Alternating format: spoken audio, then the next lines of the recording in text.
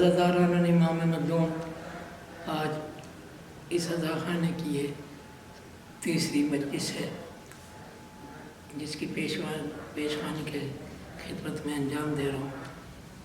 جناب ارشاد حسین صاحب ان کے اہل خانوں کو مولا سلامت رکھے، عابد بھائی کو جنہوں نے ہمیں وسیلہ بنایا ہے اس ثواب کے حاصل ہونے کا۔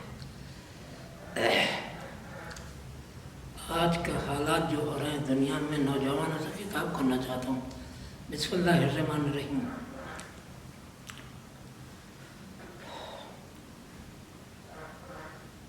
نوجوانوں، علی اکبر سے محبت ہے تو پھر، نوجوانوں علی اکبر سے محبت ہے تو پھر اپنی ماؤں کو پریشان نہ ہونے دینا، اپنی ماؤں کو پریشان نہ ہونے دینا، اور صبح عاشور کے معصوم مؤذن کی قسم، مسجدوں کو کبھی ویران نہ ہونے دینا، مسجدوں کو کبھی ویران نہ ہونے دینا۔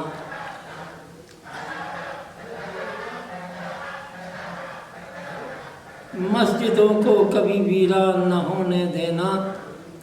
ہو گئے غافل نمازوں سے تو ہم اہل عزا، ہو گئے غافل نمازوں سے جو ہم اہل عزا، سید سجاد کو ایک اور غم ہو جائے گا، نوجوان سن کر اذاں جب مسجدوں میں آئیں گے، ام لیلا کے جگر کا درد کم ہو جائے گا۔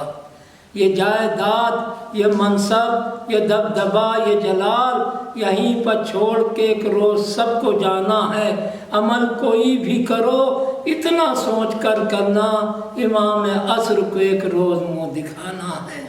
چار جانب سے ہیں گھیرے ہوئے طوفان ستم، اپنے ان چاہنے والوں کو بچا لو مولا، خامنائی کی ہر ایک سانس سے آتی ہے صدا، آ کے اب اپنی حکومت کو سنبھالو مولا، آ کے اب اپنی حکومت کو سنبھالو مولا۔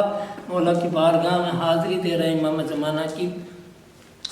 ظالموں نے کر دیا قاسم سلیمانی کا خون، اپنے دل کا حال ہے مولا بتا کس سے کہوں، دل پکار اٹھا عریضہ آپ کو مولا لکھوں، لکھ رہا ہوں یہ عریضہ رات میں روتے ہوئے، میں بھلا کس کو پکاروں آپ کے ہوتے ہوئے۔ اے دل نرجس کی خوشبو عسکری کے نور عین، کیوں نہیں سنتے میرے مولا عزاداروں کے بین، آپ کی فرقت میں مولا کیسے آئے دل کو چین، بے سہاروں کے سہارا ہیں تو مولا آپ ہیں، دھوپ میں ظلمت کی سایہ ہیں تو مولا آپ ہیں، ہم عزاداروں کے آقا ہیں تو مولا آپ ہیں۔ کر رہا ہے ظلم اسرائیل سب خاموش ہیں، پھٹ رہے ہیں روت میزائیل سب خاموش ہیں، بن رہے ہیں حکمراں قابیل سب خاموش ہیں۔ آج پھر خطرے میں ہے اسلام آ جاؤ امام، ہو رہی ہے آبرو نیلام آ جاؤ امام، ہو گئے پیدا کئی صدام آ جاؤ امام، دشمنوں میں ہے گھرا ایران آ جاؤ امام، خطرے میں رہبر کی ہے اب جان آ جاؤ امام، مشرکوں کی زد پہ ہے قرآن آ جاؤ امام۔ ارے بڑھ رہا ہے دن بدن ظلم و ستم کا سلسلہ، بے خطا بچوں کو زخمی کر رہے ہیں حرملا، قید اس کو کر رہے ہیں جس نے بھی شکوہ کیا، مسجدیں فریاد کرتی ہیں کہ مولا آئیے، پرچم غازی کو امریکہ میں اب لہرائیے، خانہ کعبہ میں اب فرش عزا بچھوائیے۔ آج پھر خطرے میں ہے مولا مراجے کا وقار، آ گئی ہے درمیاں خاروں کے پھر مولا بہار، کر رہے ہیں مرحب و انتر عزاداروں پوار، زائرین کربلا کو آپ کا ہے انتظار، آپ آئیں تو بقیے میں پلٹ آئے بہار، مسکرائے فاطمہ زہرا کا پھر ٹوٹا مزار، آپ آ جائیں تو ہوں آباد خالی مسجدیں، ہو مزار فاطمہ زہرا پر برپا مجلسیں، خانہ کعبہ میں پھر سے ہوں غدیری محفلیں، بے ردا سیدانیوں کا واسطہ آ جائیے، ختم ہو ظلم و ستم کا سلسلہ آ جائیے، بے خطا جو قید ہیں اب ہوں رہا آ جائیے۔ تھک گئیں مولا زبانیں کہتے کہتے الاجل، دل یہ کہتا ہے امام عصر آ جائیں گے کل، بن کے اب قاسم سلیمانی نکل گھر سے نکل، اور تھک گئی مولا عریضہ لکھتے لکھتے انگلیاں، آ کے اب مولا سنبھالو خود نظام گلستاں، گلشن انسانیت سے دور ہو جائے خزاں۔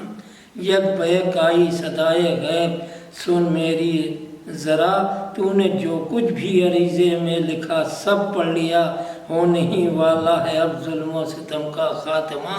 رائیگاں جا ہی نہیں سکتا شہیدوں کا لہو، نالیوں میں اب بہے گا ان یتیموں کا لہو۔ پڑھ لیا میں نے عریضہ، بڑھ گیا درد جگر، مجھ سے تم رہتے ہو غافل میں نہیں ہوں بے خبر۔ تم کہیں پر بھی رہو رکھتا ہوں میں تم پر رضا، تم کہیں پر بھی رہو رکھتا ہوں میں تم پر نظر۔ مجھ کو نصرت کے لیے سچے حسینی چاہیے، 313 رضا مجھ کو خمینی چاہیے۔ اللہم صلی اللہ محمد و آل محمد وعجل فرجہم۔ نوے کے چند شعر پیش کروں۔ یہ سبیل مولا کے نام کی سبیلیں جو لگ رہی ہیں سبیل سے متعلق۔ بسم اللہ الرحمن الرحیم۔ ارے پانی پیو سبیل ہے یہ تشنہ کام کی، پاؤ سکون تو یاد کرو پیاس امام کی۔ وہ 3 دن کی پیاس، وہ زہرا کا نور عین، وہ دھوپ وہ تپش، وہ محمد کے دل کا چین۔ بچوں کو پیاسا دیکھ کے رونے لگے حسین، مشکیزہ لے کے نہر سے نکلا علی کا لال۔ آنکھوں میں اشک دل میں سکینہ کا تھا خیال، وہ پیاس تھی کہ بچوں کا جینا ہوا محال۔ پانی پیو سبیل ہے یہ تشنہ کام کی، پاؤ سکون تو یاد کرو پیاس امام کی۔ اکبر نے آ کے پانی کا جس دم کیا سوال، بولے کہ منہ میں میرے زباں دے دے میرے لال۔ چلائے بابا آپ کا کیا ہو رہا ہے حال، پانی پیو سبیل ہے یہ تشنہ کام کی، پاؤ سکون تو یاد کرو پیاس امام کی۔ یہ زینب یہ حال دیکھ کے چلائی یا علی، آ کر نجف سے دیکھیے بچوں کی تشنگی۔ ارے کیسے بچے گی پیاس سے اصغر کی زندگی، پانی پیو سبیل ہے یہ تشنہ کام کی، پاؤ سکون تو یاد کرو پیاس امام کی۔ اصغر کو لے کے جھولے سے شاہ امم چلے، 2 گھونٹ پانی چاہیے بچے کے واسطے، سوکھی زباں کو دیکھ کے ظالم بھی چیخ اٹھے، پانی پیو سبیل ہے یہ تشنہ کام کی، پاؤ سکون تو یاد کرو پیاس امام کی۔ ناوک سے حرملا نے کچھ ایسا ستم کیا، تھا 3 پھل کا تیر وہ بے شیر کا گلا، اصغر کی پیاس دیکھ کے روتی تھی کربلا۔ عباس کے فرات پشانے جدا ہوئے، کھا کر سنا کلیجہ پا اکبر نہیں رہے، اصغر تڑپ کے باپ کے ہاتھوں پر مر گئے۔ ہنگامے اور عصر اور وہ زہرا کا میلکا، وہ پیاس تھی فرات کی موجوں میں شور تھا، سوکھے گلے کو دیکھ کے خنجر تڑپ گیا۔ وہ پیاس تھی کہ سانس بھی دینے لگی دھواں، کانپی زمین کرب و بلا آئی آندھیاں، پیاسا شہید ہو گیا روتی ہے ہائے ماں۔ پیاسی سکینہ مر گئی بیمار چیخ اٹھا، کیسے اٹھاؤں گا میں جنازہ یتیم کا، کچھ دیر کو فرات سے آ جائیے چچا، پانی پیو تو یاد کرو پیاس امام کی۔ زینب رہائی پا کے جو آئی ہے کربلا، قبریں لرز رہی تھی قیامت ہوئی بپا، بھیا میں آج تیری دلاؤں گی فاتحہ، پانی پیو سبیل ہے یہ تشنہ کام کی، آئے سکون تو یاد کرو پیاس امام کی۔ زینب پکاری اب نہ مدینے میں جاؤں گی، پیاسوں کے واسطے میں سبیلیں لگاؤں گی، بھیا میں تیرے نام پر پانی پلاؤں گی، پانی پیو تو یاد کرو پیاس امام کی۔ جب بھی کسی سبیل پر پانی پیو رضا، مانگو دعائیں دے کے سکینہ کا واسطہ، تقسیم ہو رہا ہے یہ صدقہ حسین کا، پانی پیو سبیل ہے یہ تشنہ کام کی، آئے سکون تو یاد کرو پیاس امام کی۔ پروردگارا تجھے تشنگی امام مظلوم کا واسطہ، میرے معبود دنیا میں جہاں جہاں بھی حسین کے چاہنے والے عزادار ہیں سب کو سکون و چین نصیب ہو۔ پروردگار ہمیں توفیق عنایت فرما کہ ہم سبیلے لگائیں اور حسین کے نام کا پانی پلائیں، تاکہ دنیا جان لے کہ حسین کتنا پیاسا تھا، فاطمہ کا لال کتنا پیاسا تھا، جس کے قبضے میں کل کائنات ہو، جو مالک روز جزا ہو، فرات جس کی میرا ساقی کوثر کا بیٹا، محمد کا نواسا، فاطمہ کا بیٹا اپنے چشمائے کے لیے 2 بوند پانی کا طلبگار ہے، لیکن پانی کے بدلے کیا دیا؟ وہ تیر جو حرملہ کا تیر 3 پھل کا تیر تھا، جو قدم علی اصغر سے بھی بڑا تھا، بچہ شہید ہو گیا۔ حسین نے کیسے تیر کھینچا، آسمان سے صدا آئی، حسین اگر ایک قطرہ بھی آسمان کی طرف آیا تو کبھی پانی نہ برسے گا۔ زمین سے صدا آئی، اے حسین اس خون ناب کو میں برداشت نہیں کر سکوں گی، کبھی دانہ نہیں اٹھے۔ آج جو دانہ پانی جو کچھ بھی ہے وہ شہزادے علی اصغر کا صدقہ ہے۔ پروردگار عزادارہ نے امام حسین کو عزاداری کے صدقے میں عزت و آبرو کی بھی عطا کر دے۔ صاحب خانہ بانی مجلس کو تمام مشکلات اور پریشانیوں سے نکال۔ اللہم صلی اللہ۔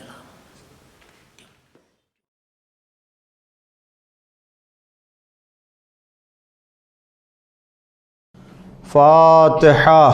بسم اللہ الرحمن الحمدللہ رب العالمین الرحمن الرحیم ایاک نعبد و ایاک نستعین اهدنا الصراط المستقیم صراط الذین انعمت علیہم غیر المغضوب علیہم ولا الضالین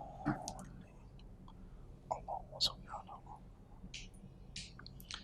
اعوذ باللہ السمیع العلیم من الشیطان اللعین الرجیم بسم اللہ الرحمن الرحیم الحمد للہ المعروف من غیر رؤیت والخالق من غیر منصبت خلق الخلائق بقدرت واستعبد الارباب بعزت وسعد العظماء بجود والصلاة والسلام والتحیۃ والاکرام علی البشیر النذیر السراج المنیر حبیب الہ العالمین ابی القاسم محمد اللہم صلی علی محمد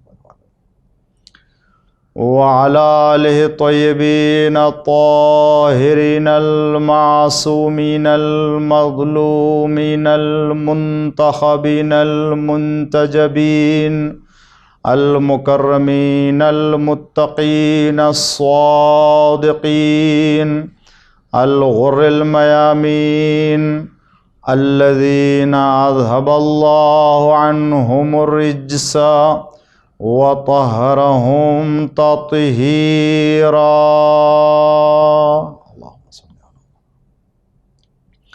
لا سیما الامام المبین بقیت اللہ فی الارضین الحجت الثانی عشر والمہدی المنتظر عجل اللہ تعالی فرج الشریف اللہم لعن اول ظالم ظلم حق محمد وآل محمد وآخر تابع له على ذلك اللہم لعن العصابة التي جاهدت الحسین وشایعت وبایعت وتابعت على قتله اللہم لعنهم جميعا اما بعد فقد قال اللہ الحکیم فی قرآن الکریم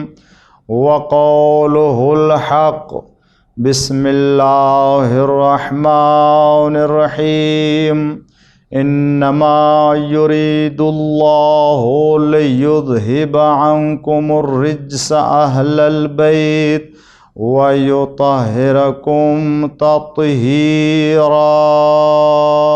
صلوات پڑھ دیجئے محمد وآل محمد پر۔ آپ حضرات سے گزارش ہے کہ سب سے پہلے سورہ حمد اور 3 بار سورہ توحید کی تلاوت فرما کر کے مرحوم مغفور سید نثار حسین ابن موسی رضا، مرحوم مغفور سید اظہار حسین ابن موسی رضا، مرحوم مغفور سید انور حسین ابن موسی رضا کے ارواح کو ہدیہ فرما دیں۔ بسم اللہ الرحمن الرحیم مالک یوم الدین ایاک نعبد و ایاک نستعین اهدنا الصراط المستقیم صراط الذین انعمت علیہم غیر المغضوب علیہم ولا الضالین۔ بسم اللہ الرحمن الرحیم قل هو الله احد الله الصمد لم يلد ولم يولد ولم يكن له كفوا احد۔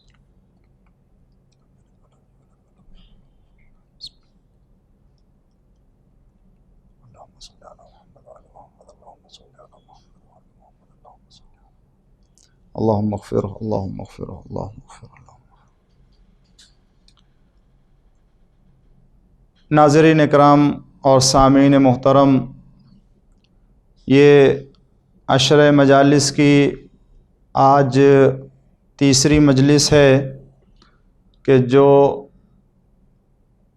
علین بی بی امام باڑے میں پارک سرکس کولکاتہ میں منعقد ہو رہی ہے، اور اس عنوان سے آپ کی خدمت میں عظمت اہل بیت علیہم الصلاۃ والسلام کے عنوان میں اپنے معروضات کو آپ کے سماعت کے حوالے کرنے کی سعادت حاصل ہو رہی ہے، اور اس سلسلے کی جو باتیں میں نے آپ کی خدمت میں عرض کی، علم اہل بیت علیہم الصلاۃ والسلام اور خود اہل بیت علیہم الصلاۃ والسلام کا تعارف جو مسلمانوں کے درمیان ہے، اور جن اقوال اور جن نظریات کی روشنی میں اہل بیت علیہم السلام کو ہم نے پہچانا کہ سوائے پنجتن پاک کے اور کوئی دوسرا نہیں شامل ہو سکتا اور نہ ہے، اس لیے کہ قرآن نے ان کا تعارف کرایا، اور قرآن کی آیت کے شان نزول کو خود حضور اکرم نے اور متعدد مقامات پر صرف مولا کائنات امام حسن امام حسین اور آپ کی والدہ گرامی جناب صدیقہ طاہرہ حضرت فاطمۃ الزہرا سلام اللہ علیہا کو اہل بیت کے جن کی محبت اور جن کی ولایت باعث نجات ہے، باعث ہدایت ہے، اور جن سے متمسک رہنے کے لیے حضور اکرم نے ہمیشہ کے لیے قرار دیا ہے کہ جن سے اگر ایک لمحے کے لیے جدائی یا ان سے پیچھے رہ گئے یا ان کے آگے نکل گئے تو بھی نہ کسی کو ہدایت مل سکتی ہے اور نہ ہی کوئی راہ ہدایت کے اوپر باقی رہ سکتا ہے۔ عزیزان گرامی، یہ آیہ کریمہ جس کا میں نے انتخاب کیا ہے اس عنوان کے لیے، یہ آیہ کریمہ خود اہل بیت علیہم السلام کی عظمت اور ان کی منزلت کی طرف اشارہ کر رہی ہے، جسے ہم اور آپ آیہ تطہیر کے نام سے جانتے ہیں۔ آیہ تطہیر میں جس میں پروردگار عالم اہل بیت علیہم السلام کی طہارت اور ان کی پاکیزگی کا اعلان فرما رہا ہے کہ انما یرید اللہ لیذہب عنکم الرجس اہل البیت، کہ بس اللہ کا ارادہ یہ ہے کہ اہل بیت تمہیں ہر طرح کے رجس سے پاک اور پاکیزہ قرار دے، وَيُطَهِّرَكُمْ، اور تمہیں پاک بنائے، طاہر بنائے، تطہیرا، اور ایسا پاک بنائے کہ جو طہارت کا حق ہے، پاکیزگی کا حق ہے۔ دنیا میں کوئی اور ایسی ہستی نہیں پائی جاتی جس کے طہارت اور جس کی پاکیزگی کے لیے اللہ تعالیٰ نے اس شان سے اہتمام فرمایا ہو، اپنے ارادے کو شامل کر کے اور اپنے اہتمام کو بتا کر کے اہل بیت علیہم السلام کی عظمت اور ان کی منزلت کو مسلمانوں کے سامنے، انسانوں کے سامنے واضح کیا اور آشکار کیا کہ دیکھو خبردار، اہل بیت علیہم السلام کے بارے میں پاکیزگی اور طہارت سے ہٹ کر کے کسی اور چیز کا نظریہ نہ قائم کرنا، تم ان کو اپنے جیسے نہ سمجھنا، تم ان کو اپنی صفت کے مانند نہ سمجھنا، تم ان کو اپنے کردار کے طرح سے نہ سمجھنا۔ ان کا کردار پاک ہے، ان کی سیرت پاک ہے، ان کے اقوال پاک ہیں، وہ خود پاکیزہ ہیں، اس لیے کہ اہل بیت کو خدا نے اپنے نور کے اپنے عظمت کے نور سے پیدا کیا ہے، اور جو خدا کے عظمت کے نور سے پیدا کیے جائیں ان کی پاکیزگی اور ان کی طہارت کا کیا عالم ہو سکتا ہے اور کون اندازہ لگا سکتا ہے۔ دیکھیں، اگر آپ ذرا سا دقت کریں، غور کریں، آج میں آپ کی خدمت میں طہارت اہل بیت علیہم السلام اور پاکیزگی اہل بیت علیہم السلام سے متعلق ایک ایسی گفتگو، ایک ایسی بحث پیش کرنا چاہتا ہوں کہ جو اس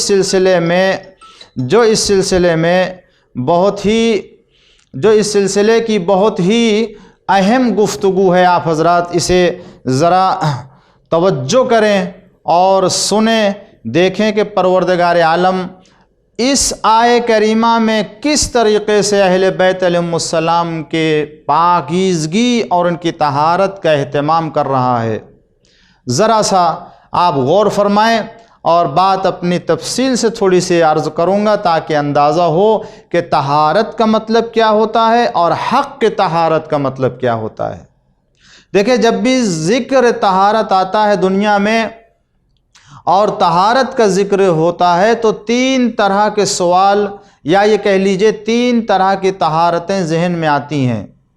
سب سے پہلی بات، خود طہارت کی قسموں میں سے اگر آپ دیکھیں، خود طہارت کے اقسام اگر دیکھ لیں تو یہ تین طرح کی طہارتیں ہوتی ہیں۔ بہت زیادہ تفصیل میں جانا نہیں چاہتا ہوں، بس اتنی سی گفتگو آپ ملاحظہ کر لیں بطور مقدمہ، اور اس کے بعد اہل بیت کے طہارت کے بارے میں جو اہتمام ہوا ہے میں اس اہتمام کے حوالے سے عظمت اہل بیت کا ذرا سا اندازہ لگانا چاہتے ہیں، ورنہ کون اہل بیت کی منزلت کو اندازہ کر سکتا ہے اور کون ان کی عظمت تک پہنچ سکتا ہے۔ طہارت تین طرح کی، ایک وہ طہارت جس کا تعلق ظاہر سے ہے، ایک وہ طہارت جس کا تعلق باطن سے ہوتا ہے، اور ایک وہ طہارت ہے کہ جس کا تعلق ظاہر سے بھی ہے اور باطن سے بھی ہے۔ غور کریں، تھوڑی سی توجہ ہے۔ وہ طہارت کہ جس کا تعلق ظاہر سے ہے، باطن سے نہیں ہے، مثلا اگر ہمارا ہاتھ یا ہماری انگلی یا ہمارا کپڑا نجس ہو گیا یا گندگی لگ گئی ہے تو ہم اسے پاک کر رہے ہوتے ہیں، پانی ڈال کے اسے صاف کر دیا، وہ صاف ہو گئی اور نجاست دور ہو گئی، پاک ہو گیا کپڑا یا بدن پاک ہو گیا۔ یہ وہ نجاست تھی جس کا تعلق ظاہر سے تھا، اور یہ وہ طہارت ہے کہ جس کا تعلق بھی ظاہر سے، باطن میں نہ کوئی نجاست لگی تھی نہ باطن میں طہارت پیدا ہو رہی ہے۔ یہ وہ طہارت اور نجاست ہے جس کا تعلق ظاہر سے ہے۔ ایک وہ طہارت ہے کہ جس کا تعلق باطن سے ہوتا ہے، اور ظاہر سی بات ہے کہ جب طہارت کا تعلق باطن سے ہے تو اس کا مطلب ہے کہ کوئی نجاست بھی باطن ہی میں پیدا ہوئی تھی۔ مثلا فرض کر لیجئے ایک انسان ہے، خدا نہ کرے گناہ کیا، اللہ کی معصیت کی، نافرمانی کی ہے، تو جب نافرمانی کی، گناہ کیا، تو یہ گناہ کا اثر انسان کے باطن میں پیدا ہوا، انسان کے قلب میں پیدا ہوا، انسان کے نفس میں پیدا ہوا۔ اب اس نجاست اور اس خباثت کو دور کرنے کے لیے باطنی طہارت کی ضرورت پڑے گی، اور باطنی طہارت کون سی ہے؟ توبہ، استغفار، اللہ کی بارگاہ میں دعا، مناجات، طلب مغفرت کرنا۔ اللہ تعالیٰ طلب مغفرت کی شکل میں، توبہ کرنے کے شکل میں ہمارے گناہوں کو معاف کر دیتا۔ یہ جو توبہ کیا، میں نے اپنے اس گناہ کو توبہ کے پانی سے دھل دیا، یہ طہارت باطن سے متعلق ہے، نہ ظاہر میں کوئی خباثت پیدا ہوئی تھی اور نہ ظاہر میں یہ توبہ کوئی اثر پیدا کر رہا ہے، اس کا تعلق باطن سے ہے، ظاہر سے نہیں۔ مگر ایک طہارت وہ ہے کہ جس کا تعلق ظاہر سے بھی ہے باطن سے بھی ہے۔ وہ کیسے؟ مثلا فرض کر لیجئے کسی نماز کے لیے یا کسی ایسے کام کے لیے کہ جس کے لیے وضو ضروری ہے، مثلا تلاوت قرآن کرنا ہے، قرآن کے حروف کو مس کرنا ہے، ائمہ معصومین علیہ السلام کے حروف کو اگر مس کرنا ہے، یا نماز پڑھنا ہے، مستحب نماز ہے، واجب نماز ہے، یا دیگر جس میں یا ایسے ہی انسان وضو کے عالم میں رہے، مستحب ہے وضو کے ساتھ رہے، تو اگر جو وضو انسان کر رہا ہوتا ہے تو یہ وضو انسان کے ظاہر میں طہارت پیدا کر رہا ہے، اور لیکن حالانکہ اس کا ہاتھ اور نہ چہرہ نجس نہیں تھا پہلے سے۔ اگر پہلے سے اس کا ہاتھ نجس تھا تو وضو نہیں ہوگا، اس کو پہلے اپنے ہاتھ کو پاک کرنا ہے۔ اچھا جب پاک ہے تو اسے دھل کیوں رہا ہے؟ نہیں، اسی لیے میں نے کہا کہ یہ وہ طہارت ہے جس کا تعلق ظاہر سے بھی ہے باطن سے بھی ہے۔ بظاہر انسان ہاتھوں کو دھل رہا ہے، چہرے کو دھل رہا ہے، مگر یہ اصل میں باطن میں اس کے طہارت پیدا ہوتی۔ کیوں؟ اس لیے کہ وضو کے لیے کہا گیا الوضو نور، بظاہر انسان چہرے کو دھل رہا ہوتا ہے، لیکن اس کے ذریعے اس کے دل میں، اس کے قلب میں طہارت پیدا ہو رہی ہے، نور پیدا ہو رہا ہے۔ تو اس کا تعلق ظاہر سے بھی ہے باطن سے بھی ہے۔ تو یہ تین طرح کی طہارت، ظاہر سے باطن سے تعلق نہیں، باطن کی طہارت ظاہر سے تعلق نہیں ہے، ظاہر و باطن دونوں سے متعلق ہے۔ اب آئیے قرآن کیا کہتا ہے ان طہارتوں کے لیے۔ خدا بند عالم کہتا ہے ان اللہ یحب التوابین، اللہ توبہ کرنے والوں سے محبت کرتا ہے۔ ان اللہ یحب المتطہرین، ان اللہ یحب التوابین ویحب المتطہرین، اللہ تعالیٰ پاک رہنے والوں، پاک و پاکیزہ رہنے والوں کو دوست رکھتا ہے اور توبہ کرنے والوں سے محبت کرتا ہے۔ تو اب آپ وہ انسان کے جو اپنی طہارت کا انتظام کرتا ہے، ان توابین کے لیے، ان متطہرین کے لیے خداوند عالم اپنی محبت کا اعلان کر رہا ہے۔ تو کم از کم دنیا والوں کو اتنا تو فیصلہ کرنا چاہیے، اتنا تو سوچنا چاہیے، جو بندے اپنا ہی انتظام طہارت کا خود کرتے ہیں تو وہ کسی نہ کسی مقدار میں اللہ کے نزدیک محبوب پروردگار ہو جاتے ہیں۔ تو پھر اندازہ کیجئے جن ہستیوں کی طہارت کا اہتمام خود پروردگار عالم کر رہا ہو، وہ کتنے محبوب پروردگار ہوں گے۔ ایک صلوات پڑھ دیجئے محمد وآل محمد پر۔ وہ کتنے محبوب ہوں گے کہ جن کی طہارت کا انتظام پروردگار اللہ تعالیٰ نے اہل بیت علیہ السلام کی طہارت کا انتظام خود اس نے کیا ہے۔ انما یرید اللہ لیذھب عنکم الرجس اہل البیت، اہل بیت، خداوند عالم کا ارادہ یہ ہے کہ آپ کو ہر طرح کے رجس سے دور رکھے، ہر طرح کے رجس سے۔ یہاں دو طرح کی چیزیں نقل کی گئی ہیں، انہم الرجس عنکم الرجس، تم سے ہر طرح کے رجس کو دور کیا جائے، اور دوسرے کیا، وَيُطَهِّرَكُمْ تَطْهِيرًا، تمہیں پاک و پاکیزہ بنائے جیسے پاک و پاکیزہ بنانے کا حق ہے۔ تو یہ دو چیزیں ہیں، یعنی ہر طرح کا رجس، ہر طرح کی آلودگی کو تم سے اہل بیت سے پاک بنائے گا اور تمہیں حق کے طہارت کی منزل کے اوپر فائز کرے گا۔ ہر طرح کی پاکیزگی، یعنی فکری اعتبار سے، جسمانی اعتبار سے، باہر کی خارجی اعتبار سے، ذاتی اعتبار سے، کوئی بھی آلودگی، کسی بھی طریقے کی رجس ہو، کوئی بھی رجس، کوئی بھی پلیدگی، کوئی بھی آلودگی اہل بیت علیہ السلام کے قریب آ نہیں سکتی، اور اللہ نے ان کو ہر طرح کے رجس سے دور رکھا ہے۔ شاید یہی وجہ ہے کہ جب سرکار سید الشہداء حضرت امام حسین ابن علی ابن ابی طالب علیہ السلام، اللہم صلی علی محمد وعلی محمد، جب آپ کو طلب کیا گیا دربار ولید میں مدینہ میں کہ آپ کو بلایا گیا ہے اور آپ وہاں تشریف لے گئے، اور اس کے بعد جو باتیں ہوئیں وہاں سے واپس آئے، اور وہاں معلوم ہے کہ وہ مروان نے جو ہے وہ مشورہ دیا ولید کو کہ اسی وقت تم بیعت لے لو ورنہ حسین ابن علی پھر نہیں ملنے والے ہیں، اور یہ پورا واقعہ۔ اور اس کے بعد جب آپ جو ہے وہ باہر تشریف لائے اور دوسرے دن صبح کے وقت آپ مدینے کے گلیب سے جا رہے تھے تو دیکھا مروان سے گفتگو ہوئی۔ اس نے آپ سے کہا کہ اے حسین ابن علی، آپ نے کل رات میں دور اندیشی سے کام نہیں لیا۔ غور کرے ذرا، دیکھیں اور رجس کا معنی دیکھیں۔ اے حسین ابن علی، آپ نے کل دربار میں ولید کے اگر دور اندیشی سے کام لیا ہوتا تو یہ آپ کے لیے بہتر ہوتا، دنیا بھی مل جاتی، آخرت بھی مل جاتی۔ آپ نے دور اندیشی سے کام نہیں لیا۔ امام حسین السلام نے کہا کیا کہتا ہے؟ میں نے دور اندیشی سے کام نہیں لیا؟ تو کیا سمجھتا ہے؟ میں نواسہ پیغمبر ہوں، میں یزید جیسے کی بیعت کر لوں؟ اور وہیں پر اسی مقام پر آپ نے فرمایا کہ مجھ جیسا یزید جیسے کی بیعت نہیں کر سکتا ہے، اور میں نے اپنا فیصلہ سنا دیا۔ تو پھر دوبارہ پھر اس نے کہا کہ نہیں حسین ابن علی، آپ کو بیعت کر لینی چاہیے تھے، اور آپ کو جو ہے وہ جب اس نے 2 مرتبہ 3 مرتبہ ایسا کہا تو آپ نے ایک جملہ فرمایا۔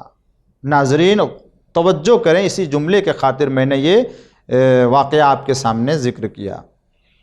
اس وقت امام علیہ السلام نے خطاب کر کے مروان سے فرمایا کہ اے مروان، تو دور ہو جا ہم سے، اس لیے کہ تو رجس ہے، اور رجس ہمارے نزدیک نہیں آ سکتا ہے، ہم سے قریب نہیں ہو سکتا ہے۔ اللہ نے ہمیں ہر طرح کے رجس سے پاک و پاکیزہ قرار دیا ہے۔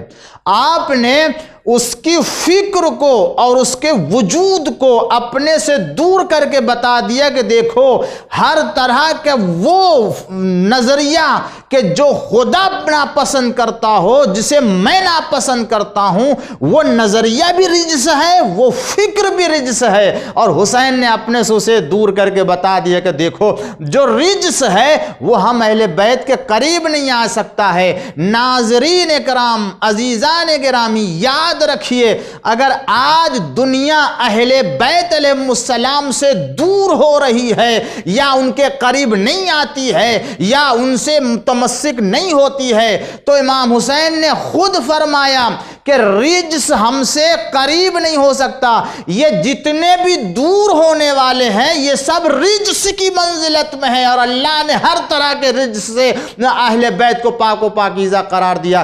جو جتنا پاک ہوتا جائے گا اہل بیت سے قریب ہوتا جائے گا، اور جس کے اندر نجاست پائی جائے گی وہ اہل بیت سے دور ہوتا جائے گا۔ ایک صلوات پڑھ دیجئے محمد و آل محمد پر۔ امام حسین علیہ السلام نے یہ کہہ کے فرمایا کہ دیکھو رجس کا معنی سمجھو، کسی طرح کی کوئی آلودگی، چاہے فکری اعتبار سے ہو، سوچ کے اعتبار سے ہو، مادی ہو، ظاہری ہو، باطنی ہو، کوئی بھی نجاست، آلودگی ہم اہل بیت کے قریب نہیں آ سکتے۔ اللہ تعالیٰ نے ہمیں ہر طرح کے رجس سے دور رکھا ہے۔ اور اس کے بعد دیکھیں عظمت اہل بیت کے حوالے سے کہ جب اعلان طہارت آ گیا اور خداوند عالم نے اہل بیت کی طہارت کا اعلان کر دیا، تو ظاہر سی بات جس طریقے سے اور اہل بیت کی عظمت لوگوں سے دیکھی نہ گئی، یہ اعلان طہارت بھی ان سے دیکھا نہ گیا اور سنا نہ گیا۔ جس طرح سے اور بہت سے فضائل اہل بیت اور عظمت اہل بیت کے سلسلے میں لوگوں کا اعتراض سامنے آ گیا اور انہوں نے اپنے خباثت کا اظہار کر دیا، تو اعلان طہارت کے سلسلے میں بھی ان کو تکلیف ہوئی اور یہ بھی ان سے ہضم نہ ہو سکا۔ کہنے لگے یہ جو خداوند عالم اہل بیت کی طہارت کے انتظام کر رہا ہے، اعلان کر رہا ہے، اس کا مطلب یہ ہے کہ ان کو پاک بنا رہا ہے۔ پاک بنانے کا مطلب یہی ہوتا ہے کہ پاک بنایا ہی اسے جاتا ہے، طاہر اسے کیا جاتا ہے جو اس کے پہلے معاذ اللہ یا کہہ لیجئے کوئی صورتحال پائی جاتی ہے۔ ورنہ اگر پہلے کوئی صورتحال نہ پائی جاتی ہوتی تو انہیں پاک بنانے کا کوئی معنی نہیں ہوتا۔ پاک بنا رہے اس کا مطلب ہے کہ اللہ تعالیٰ معاذ کہ ان کو اس سے پاک بنا رہا ہے۔ معاذ اللہ اس کا مطلب ہے کہ پہلے کوئی چیز پائی جا رہی تھی، جس کی بنا پر اللہ تعالیٰ دیکھیں اس طریقے سے اعتراض کیا۔ مگر یہی غور کریں عزیزو، اگر یہ سوال میں نے آپ کے سامنے اٹھایا ہے عظمت اہل بیت کے حوالے سے اور طہارت اہل بیت کے حوالے سے، اگر کسی نے یہ اعتراض کیا تو میں اس کا جواب دے کر کے آگے بڑھنا چاہتا ہوں، تاکہ ہر ناظر اور ہر سامعین کے ذہن میں اور ہر نوجوان اور بچے کے ذہن میں اہل بیت علیہ السلام کی عظمت سے متعلق اگر کوئی اعتراض آتا ہے تو اس کا جواب اس کے پاس قرآن سے ہونا چاہیے اور روایت اور دلیل اور عقل سے ہونا چاہیے۔ اچھا، اگر یہی بات ہے کہ اللہ ان کی طہارت کا انتظام کر رہا ہے اور انہیں پاک بنانے کا اعلان کر رہا ہے، تو اس کا مطلب یہ کہ پہلے کوئی دوسری صورتحال تھی، لیکن اب یہی مفسر جس نے اہل بیت کے طہارت کے سلسلے میں یہ سوال اٹھایا اور یہ اعتراض پیش کیا، یہی مفسر جب سورہ رحمان کی اللہ کی رحمتوں کے سلسلے میں آتا ہے، تفسیر کرتا ہے، اور وہاں اس آیت کے پاس جب پہنچتا ہے جس میں اللہ تعالیٰ فرماتا ہے کہ وَالسَّمَاءَ رَفَعَهَا وَوَضَعَ الْمِيزَانَ، کہ اللہ تعالیٰ نے آسمان کو بلند کیا، رفعہا ووضع المیزان، آسمان کو اللہ تعالیٰ نے بلند کیا اور میزان کو قرار دیا، میزان رکھا، قرار دیا۔ تو جب اس آیت کی تفسیر کرتے ہوئے اس منزل پر پہنچے تو یہ ذہن میں آیا کہ کسی کے ذہن میں یہ خیال نہ آئے کہ اللہ تعالیٰ نے آسمان کو رفعہا بلند کیا، اس سے یہ سمجھ میں نہ آئے کسی کے کہ اللہ نے پہلے آسمان کو خلق کیا، پھر اس کو پستی میں رکھا، اور رکھنے کے بعد پھر اللہ جب اسے بلند کرنا چاہ رہا تھا تو اس نے اٹھا کر کے اسے شامیانے کے مانند جو ہے وہ بلند کر دیا۔ نہیں، کہنے والا، یہی اعتراض کرنے والا اس آیت کریمہ کی جب تفسیر میں آیا تو کہتا خبردار، یہ خیال نہ کرنا کہ اللہ نے آسمان کو کہیں پستی میں خلق کر کے رکھ دیا تھا اور اس کے بعد رفعہا اسے اٹھا رہا ہے، بلند کر رہا ہے، نہیں، بلکہ خلقہا مرفوعتاً، اللہ نے اسے بلند خلق کیا ہے۔ اس کا معنی یہ ہوتا ہے، خبردار یہ نہ کہنا کہ آسمان پستی میں پڑا تھا اور اسے اللہ نے بلند کیا، نہیں، اسے بلند بنایا ہی ہے اللہ نے، اسے بلند خلق ہی کیا ہے۔ اب میں کیا عرض کروں، جب قرآن کے اس سورے کے آسمان کی بلندی کی بات آتی ہے تو اس مفسر کے سمجھ میں بڑی جلدی یہ بات آ جاتی ہے کہ آسمان کو بلند کرنے کی یہ معنی نہیں ہوتے ہیں کہ وہ پستی میں پڑا ہوا تھا، بلکہ اس کو بلند بنایا ہے۔ لیکن میں یہ کہتا ہوں، اے مفسر، جتنی عقل اور جتنا دماغ آسمان کی خلقت میں لگایا، اگر اتنی ہی فکر اور اتنی ہی سوچ اہل بیت علیہ السلام کے اعلان طہارت کے سلسلے میں بھی استعمال کر لیا ہوتا تو جیسے آسمان کی بلندی سمجھ میں آئی، اسی طریقے سے اہل بیت کی بھی طہارت سمجھ میں آ جاتی۔ لیکن چونکہ معاملہ اہل بیت کی طہارت کا تھا اس لیے سمجھ میں نہیں آیا، آسمان کی بلندی کا معاملہ تھا اس لیے وہ سمجھ میں آ گیا۔ لیکن اگر عزیزو آپ غور کریں تو یہ بات آسانی سے سمجھ میں آ جاتی ہے کہ اگر آسمان کو بلند کرنے سے اس کا پستی میں ہونا لازم نہیں آتا ہے تو اعلان طہارت اہل بیت سے ان کا کسی اور صورتحال میں ہونا بھی لازم نہیں آتا ہے۔ ایک صلوات پڑھ دیجئے محمد وآل محمد پر۔ اہل بیت علیہ السلام پاک و پاکیزہ ہیں، یہ خیال کہ اللہ انہیں پاک بنا رہا ہے اس کا مطلب یہ ہے کہ وہ پہلے کوئی صورتحال تھی جس سے پاک بنایا جا رہا ہے، تو پھر آسمان کے سلسلے میں بھی یہی کہ وہ تھا، کہیں اسے بلند کیا جا رہا ہے، لیکن نہیں۔ اچھا، قرآن کریم کی دوسری آیت بھی پائی جاتی ہے کہ جہاں پر اللہ تعالیٰ نے جناب ابراہیم اور جناب اسماعیل علیہم السلام کے بارے میں فرماتا وَعَهِدْنَا إِلَىٰ إِبْرَاهِيمَ وَإِسْمَاعِيلَ أَن طَهِّرَ بَيْتِيَ لِلطَّائِفِينَ وَالْعَاكِفِينَ وَرُكَّعِ السُّجُودِ۔ اللہ تعالیٰ نے عہد کی کس کے؟ ابراہیم اور اسماعیل سے کہ دونوں طاہرہ دونوں پاک بنائے بیتی للطائفین، طواف کرنے والوں کے لیے، عبادت کرنے والوں کے لیے، رکوع کرنے والوں کے لیے، سجدہ کرنے والوں کے لیے۔ ابراہیم اور اسماعیل سے اللہ نے عہد لیا کہ میرے گھر کو پاک بنائے، طواف کرنے والوں، رکوع سجدہ کرنے والوں کے لیے۔ ناظرین، میں آپ سے یہ دریافت کرنا چاہتا ہوں، اگر اہل بیت علیہ السلام کی طہارت کا اعلان کرنے کا مطلب یہ ہے، اور اہل بیت علیہ السلام کو پاکیزہ بنانے کا مطلب یہ ہے کہ پہلے کوئی صورتحال پائی جاتی تھی، تو اللہ اپنے گھر کے پاک کرنے کا حکم دے رہا ہے دونوں نبیوں کو کہ پاک بناؤ۔ میں پوچھتا ہوں، پاک بناؤ اس کا مطلب ہے کیا اس کے پہلے کوئی صورتحال پائی جاتی ہے بیت میں؟ یہ معاذ اللہ کسی نے اس کو نجس کیا ہے جس کی طرف اشارہ کیا جا رہا ہے کہ اسے پاک بنائے؟ ارے کیسے نجس ہوگا؟ اس کو بنایا کس نے ہے؟ ارے ابراہیم اور اسماعیل ہی نے تو اسے بلند کیا ہے، ان دونوں اللہ کے پاک و پاکیزہ نبی ہی نے تو اس کو بنایا ہے۔ تو جب پاک و پاکیزہ نبی نے بنایا، طیب و طاہر نبی نے بنایا، تو بیت میں نجاست آئی کہاں؟ بیت میں رجس آیا کہاں؟ جہاں اللہ تعالیٰ کہہ رہا ہے طاہر بیتی للطائفین، اے اسماعیل ابراہیم علیہ السلام میرے گھر کو پاک بناؤ۔ تو اب یہاں پر بھی یہ سمجھنا چاہیے، مگر نہیں، یہ عجیب و غریب منطق ہے کہ جب خداوند عالم اپنے بیت کے طہارت کا انتظام بندوں کے ذریعے سے کراتا ہے تو یہ سب کے سمجھ میں آتا ہے، لیکن جب اہل بیت کی طہارت کا انتظام خود اللہ کرتا ہے تو یہ کسی کے سمجھ میں نہیں آتا۔ عزیزو، یہی فرق ہے، اندازہ کر لیجئے، اور یہی جو ہے وہ عظمت اہل بیت ہے۔ اور سوچ لیجئے، فکر کر لیجئے کہ کتنا امتیاز ہے بیت میں، اہل بیت میں۔ جس بیت کی، یا کہہ لیجئے کہ جس کی طہارت کا انتظام اللہ اپنے نبی بندے سے کروانا چاہتا ہے، اس چیز کا نام ہے بیت، اگرچہ وہ پاک و پاکیزہ ہے۔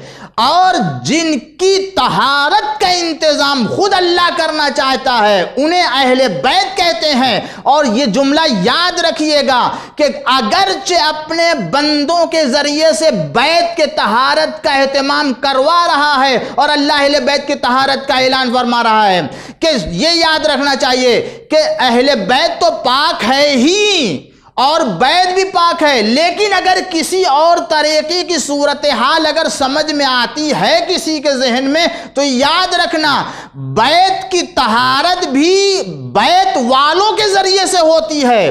گھر اگر پاک ہوتا ہے تو گھر میں رہنے والوں کے ذریعے سے پاک ہوتا ہے، نجس ہوتا ہے تو گھر میں رہنے والوں کے ذریعے سے نجس ہوتا ہے۔ اس کا مطلب یہ ہوا کہ بیت کو پاک بنانے والے بھی اہل بیت ہیں، اور پاک و پاکیزہ قرار دینے والے بھی یہی ہیں۔ وہ الگ بات ہے کہ اہل بیت کو پاک و پاکیزہ بنانے والے خداوند عالم ہے۔ ایک صلوات پڑھ دیجئے محمد و آل محمد پر۔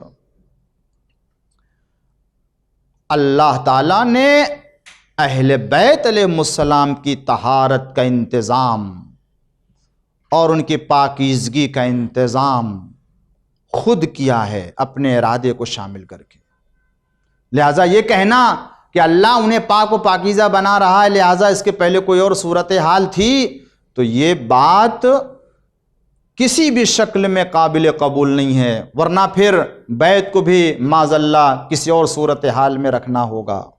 اور اسی طریقے سے پھر آسمان کی بلندی کو بھی سمجھنا ہوگا۔ پھر اس سے بڑھ کر کے جنت میں حوروں کے بارے میں اللہ تذکرہ کرتا، ازواج مطہرہ، صاحبان ایمان کو جنت میں پاک و پاکیزہ حوریں ملے گی۔ جنت میں پاک و پاکیزہ حوریں ملیں گی، جنت میں نجاست کہاں سے آ گئی؟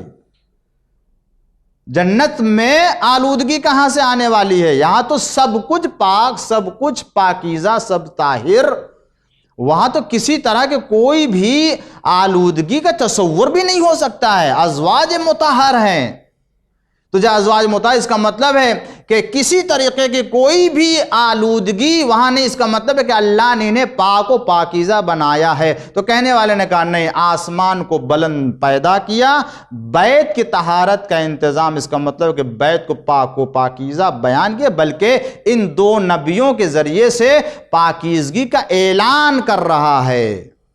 اور ازواج مطہرہ کے سلسلے میں ہونا کہ خداوند عالم وہ تو پاک و پاکیزہ ہی ہیں، بنایا ہے، اللہ ان کی پاکیزگی کا اعلان کر رہا ہے۔ تو جہاں ان تمام چیزوں کی طہارت کا اعلان ہو رہا ہے اور اللہ نے انہیں پاک و پاکیزہ بنایا، اتنی ہی سوچ اہل بیت علیہ السلام کے بارے میں بھی ہو جائے تو اہل بیت کی طہارت بھی سمجھ میں آ جائے گی کہ اللہ نے انہیں بھی پاک و پاکیزہ بنایا ہے۔ آئے تطہیر میں ان کی طہارت کا اعلان ہو رہا ہے۔ صلوات پڑھ دیجئے محمد و آل محمد پر۔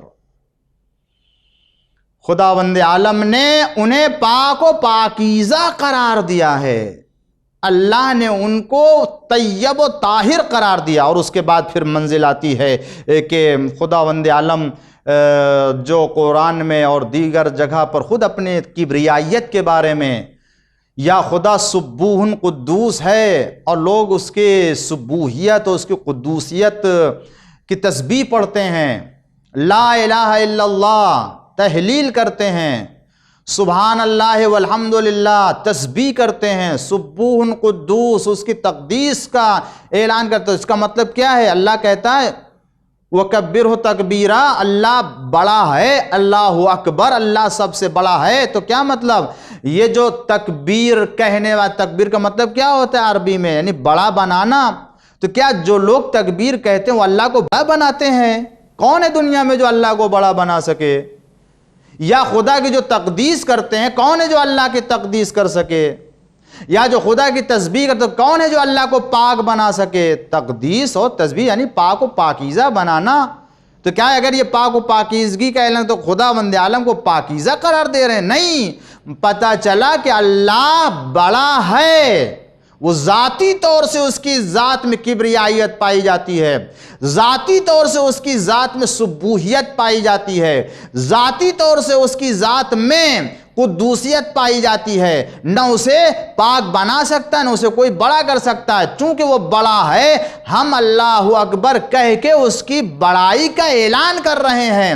وہ پاکیزہ ہے، ہم تسبیح کر کے اس کی پاکیزگی کا اعلان کر رہے ہیں۔ وہ قدوس ہے، اس کی تقدیس کر کے ہم اس کی قدوسیت کا اعلان کر رہے ہیں۔ تو جہاں اتنے کام ہم کر رہے ہیں خدا کے بارے میں، ایک کام اللہ اہل بیت کے بارے میں کر رہا، یہاں سبوح قدوس کہہ کے اس کی سبوحیت و قدوسیت کا اعلان کیا جا رہا ہے، اور اللہ اہل بیت کی طہارت کا ذکر کر کے ان کی طہارت کا اعلان کر رہا ہے۔ اور کیا کر رہا ہے؟ ہم اگر اس کی کبریائیت کا کلمہ پڑھتے ہیں تو یہ تھوڑی کہ اس کو ہم بڑا بنا رہے ہیں، یہ بھی سمجھ میں نہیں آتا۔ اور اس کے بعد پھر اللہ نے اہل بیت سے فرمایا وَيُطَهِّرَكُمْ تَطْهِيرًا، تمہیں اللہ نے پاک و پاکیزہ قرار دیا جیسے پاک و پاکیزہ قرار دینے کا حق ہے۔ آپ اندازہ کریں اس منزل پر میں جو بات عرض کرنا چاہتا ہوں آخری مرحلے میں، وہ یہ کہ اہل بیت کو حق کے طہارت حاصل۔ حق کے طہارت کا مطلب کیا ہے؟ اب یہ تفصیل میں جانے کا موقع نہیں ہے، اور اگر بات رہ گئی تو میں عرض کروں گا کہ چوتھی مجلس میں، لیکن میں یہ عرض کرنا چاہتا ہوں حق کے طہارت کا مطلب کیا ہے۔ دیکھیں، انسان کبھی گناہ کر لیتا ہے تو وہ گویا نجس ہو جاتا ہے، یہ نجاست اس کے نفس میں پیدا ہو گئی۔ ظاہر میں نے جیسا کہ مقدمے میں عرض کیا تھا اپنی مجلس کے تمہید میں، ظاہر میں کوئی نجاست نہیں ہے، مگر گناہ کیا تو اس کے نفس میں خباثت، ایک نجاست پیدا ہو گئی۔ تو یہ باہر سے تو پاک ہے مگر اندر سے پاک نہیں کہا جائے گا، لہذا یہ انسان اندر سے خبیث کہا جائے گا، ورنہ اگر خباثت نفس نہ ہوتی تو کیسے اللہ کے حکم کی مخالفت کرتا؟ حکم خدا کی مخالفت کر بیٹھنا گویا یہ خباثت نفس ہے، ورنہ انسان کا اگر نفس پاک ہوتا تو اللہ کے حکم کی ایک جگہ بھی اس کے مخالفت نہ کرتا۔ یہ مخالفت کر بیٹھنا خود یہ انسان کے نفس کی جو خباثت ہے۔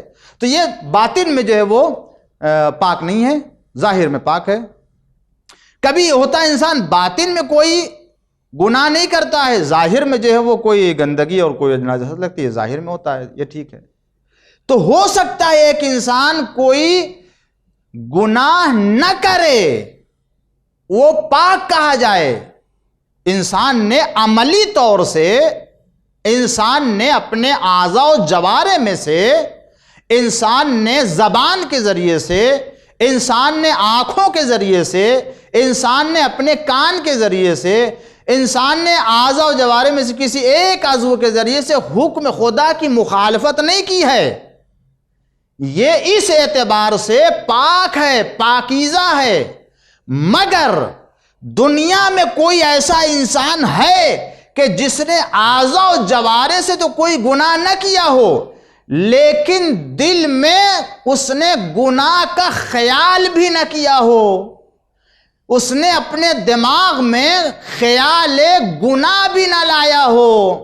کیا یہ ہو سکتا ہے؟ معلوم ہوا کہ نہیں، دنیا میں ایسے انسان تو ملیں گے کہ جس نے گناہ نہ کیا ہو، لیکن ایسے افراد نہیں ملیں گے کہ جنہوں نے گناہ کا خیال بھی نہ کیا ہو، گناہ کا ارادہ بھی نہ کیا ہو، گناہ کی فکر بھی نہ کی ہو۔ اس طرح سے تو ظاہر میں تو پاک بہت مل جائیں گے، مگر باطن میں نہیں۔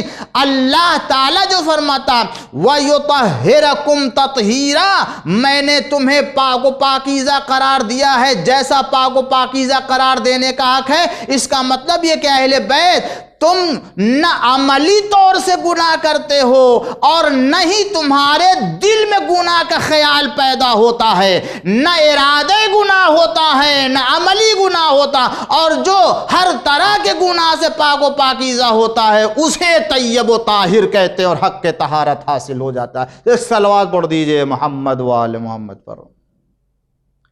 پروردگار عالم اہل بیت علیہم السلام کو حق کے طہارت کی منزل پر فائز کیا ہے۔ خداوند عالم نے آل محمد کو جو منزل طہارت دی ہے، دنیا میں کسی کو اس منزل پر قرار نہیں دیا ہے۔ آل محمد، جس میں محمد اور آل محمد علیہ السلام آتے ہیں، کسی کو بھی، بشر میں سے کسی کو بھی وہ منزل طہارت آپ کو اہل بیت علیہ السلام کے حتیٰ ترک اولا بھی نہ دکھائی دے گا۔ وہ ایسے طیب و طاہر ہیں۔ مگر ہو سکتا ہے کسی کے ذہن میں یہ خیال آئے، بات کو مکمل کر دیتا ہوں، 2-4 منٹ اگر تاخیر ہو تو عزیزان گرامی اسے اس بحث کے تکمیل کے حصے کو سمجھ لیجئے گا۔ اس عنوان سے ہو سکتا ہے کسی کے ذہن میں یہ بات آئے کہ نہیں حضور، ظاہری اعتبار سے کوئی گناہ نہیں کرنے والا، اعضاء و جوارح سے گناہ نہ کرنے والا بھی ملے گا، اور میں ایسے فرد کو بھی ڈھونڈ کے لاتا ہوں کہ جس نے کبھی گناہ کا خیال بھی نہ کیا ہو، نفس میں اس کے کبھی خیال معصیت بھی نہ آیا ہو، ایسے انسان کو لا سکتا ہوں۔ ہاں، ہو سکتا ہے ایسا انسان پیدا ہو سکتا ہے ایسا؟ ممکن، ہاں ممکن ہے، میں بھی کہتا ہوں کہ ممکن ہے، مگر ایک شرط رکھنی پڑے گی اس کے لیے۔ کیا؟ یہ ایسا انسان جس نے کبھی اپنے دل میں خیال گناہ بھی نہ کیا ہو اور فکر بھی نہ لائی ہو گناہ کے لیے، یہ وہی انسان ہو سکتا ہے جس کو اپنے دماغ پر، اپنے نفس پر کنٹرول ہو پورا پورا، کہ اگر ایسا انسان سو جائے بستر پر اور لیٹ جائے اور خواب کے عالم میں ہو تو بھی اسے اپنے نفس پر اختیار ہو اور اپنے دماغ کے اوپر اسے اختیار ہو، تبھی ایسا انسان نہ اپنے دل میں خیال گناہ لا سکتا ہے اور نہ تصور گناہ کر سکتا ہے۔ لیکن جس کا اختیار نفس کے اوپر نہ ہو اور جو سو جائے تو سونے کے بعد اپنے دماغ کے اوپر سے کنٹرول اٹھا لیتا ہو اور پھر اس کا دماغ نہ جانے کہاں کہاں بہکتا ہو، کہاں کہاں جانے لگتا ہو، تو ایسا انسان جو سو جانے کے بعد اپنے ہی دماغ کے اوپر کنٹرول نہ رکھتا ہو تو پھر جو جہاں جہاں جا رہا ہے نہ جانے کہاں کہاں کی سیر کر کے آتا ہے، نہ جہاں کہاں کے خیالات لے کر کے آتا ہے، عالم خواب میں نہ جانے کون کون سی معصیت کرتا کا نہ جانے کیسے کیسے گندے خیالات آتے ہیں۔ تو عزیزوں یہ ہو سکتا ہے، لیکن اسی کے لیے کہ جو اپنے نفس پر کنٹرول رکھتا ہو، لیکن جو کنٹرول نہیں رکھتا سو گیا تو وہ اس کے ذہن میں ہر طرح کے خیالات آتے ہیں۔ تو جب ہر طرح کے خیالات آ گئے تو پھر یہ اندر سے پاک نہ رہ گیا۔ شاید اسی لیے آل محمد کو حق طہارت حاصل ہے کہ اللہ نے انہیں وہ طہارت عطا کر دی، اس لیے کہ یہ وہ پاک و پاکیزہ ہیں جو عالم بیداری میں بھی خیال گناہ نہیں کرتے، عالم خواب میں بھی گناہ کا خیال نہیں کرتے ہیں، اور وہ اتنے خیالات ان کے عالم خواب میں پاکیزہ ہوتے ہیں کہ ہم اور آپ سوتے ہیں تو ہمارے خیالات نہ جانے کہاں کہاں جا کر کے بہک جاتے ہیں اور گندے خیالات آتے ہیں، لیکن یہ اتنے پاک و پاکیزہ ہیں کہ سونے کے عالم میں بھی اپنے خدا کی مرضی خرید لیتے ہیں۔ اس سے بڑھ کر کے اور کسی کا سونا پاک و پاکیزہ کہاں ہوگا؟ ایک صلوات پڑھ دیجئے محمد و آل محمد پر۔ آل محمد علیہ السلام کی منزل طہارت بہت بلند ہے، ہم سوچ بھی نہیں سکتے۔ وہ جس طرح سے عالم خواب میں سوچتے ہیں، وہ عالم بیداری میں بھی وہی صورت ہوتی ہے۔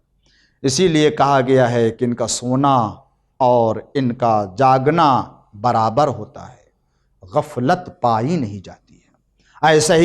ایسے ہی ذات اللہ کی طرف سے دین کی رہنمائی کے لیے قرار دی جا سکتی ہے، اور ایسے ہی کو خداوند عالم نے دنیا میں بھیجا ہے۔ یہ آل محمد ہیں کہ جن کی عظمت اور جن کی منزلت کا یہ عالم ہے کہ جنہوں نے دنیا میں خدا کی طرف رہنمائی کا پیغام دیا، خدا کی طرف لوگوں کی ہدایت کی، اور ہر امام اور ہر معصوم امام نے دین خدا کے اوپر عمل کرنے اور پاک و پاکیزہ زندگی بسر کرنے کی تاکید کی ہے، اور جو چاہنے والے آئے ان سب نے اپنے آپ کو آل محمد کے در سے منسلک کر کے اپنے کو پاک و پاکیزہ قرار دیا، اور ایسے پاک و پاکیزہ اور ایسے طیب و طاہر کہ آج بھی ان کا ذکر پاکیزہ جگہ پہ کیا جاتا ہے۔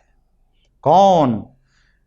ائمہ معصومین اور ائمہ معصومین کے چاہنے والے، سرکار سید الشہداء امام حسین اور امام حسین کے ساتھ کربلا میں شہید ہونے والے، یہ وہ اصحاب امام حسین ہیں کہ جنہوں نے حسین ابن علی کے نقش قدم پر چلتے ہوئے اور حسین سے محبت کا مظاہرہ کرتے ہوئے اپنی جان قربان کر دی۔ تو عزادارو اتنی پاک و پاکیزہ زندگی بنا لی اور اتنا پاک اپنے کو بنا لیا کہ آج بھی ان کا ذکر، آج بھی ان کا تذکرہ مجلسوں میں اور کتابوں میں اور لوگوں کے درمیان لوگ خود ان کے ذکر سے اپنے آپ کو سنوارتے ہیں اور اپنے کردار کو بناتے ہیں۔ ایسے پاکیزہ کردار والے کہاں ملیں گے کہ جن کے کردار کی تعریف حسین ابن علی کریں، جن کی سیرت کی تعریف حسین ابن علی کریں، جن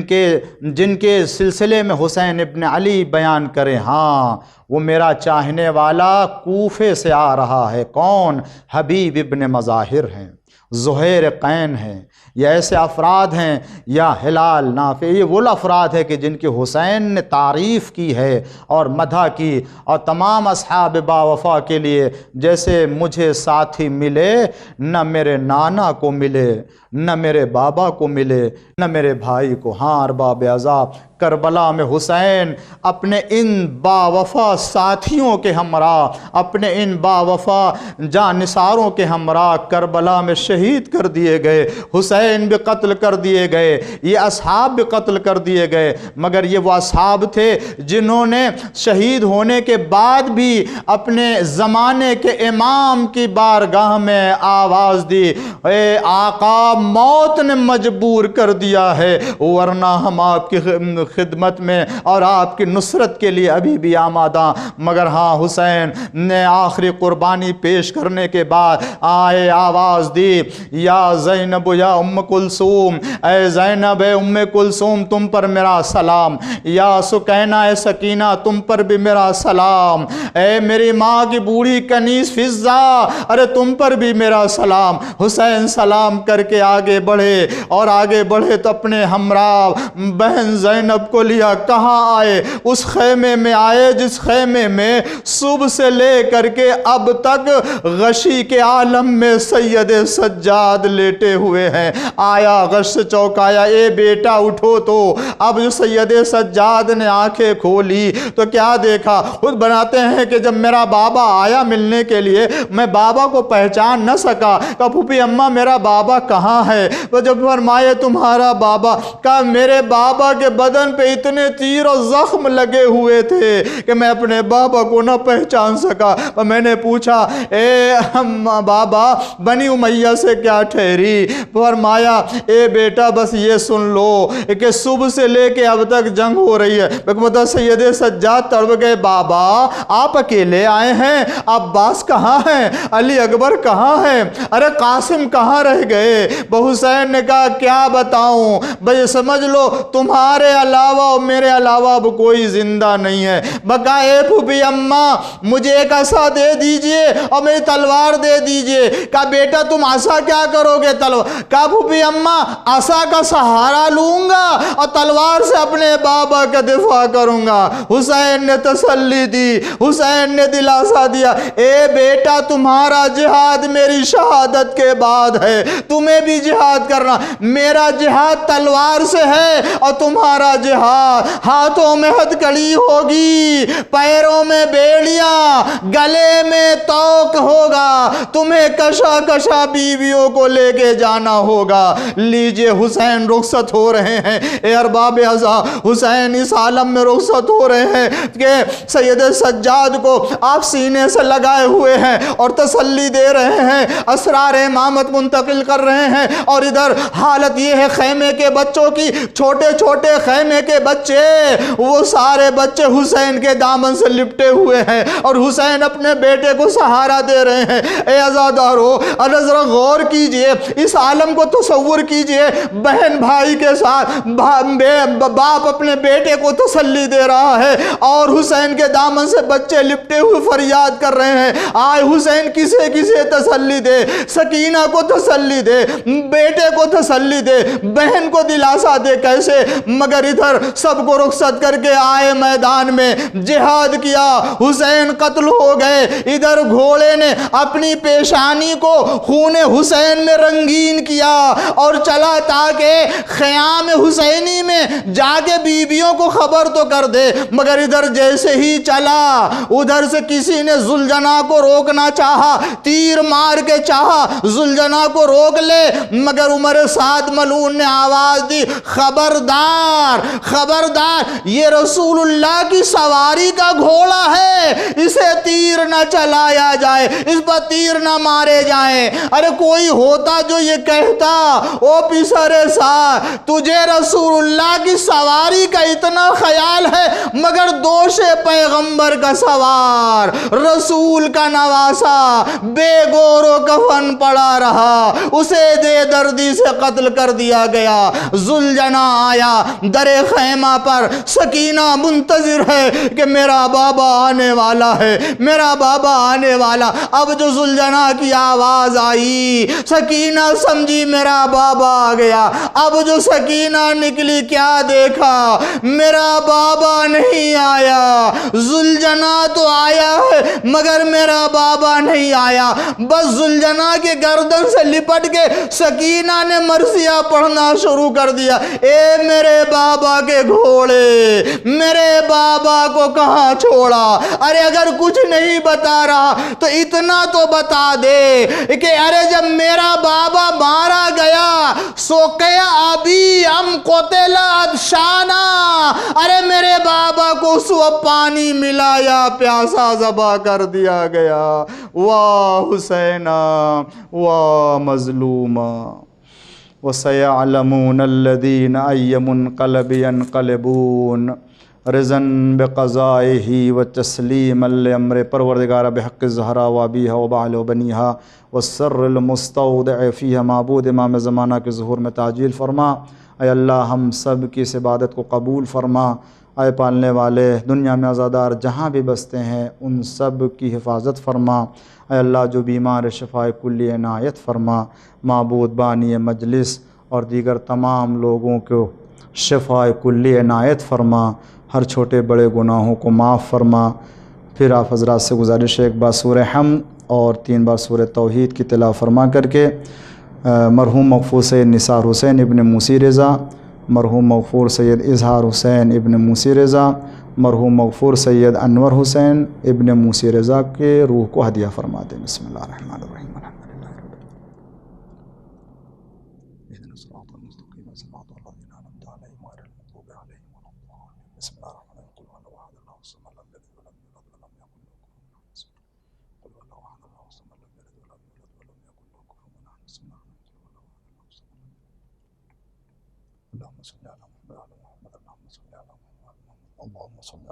اللہم اغفر اللہم اغفر۔ ماتم حسین۔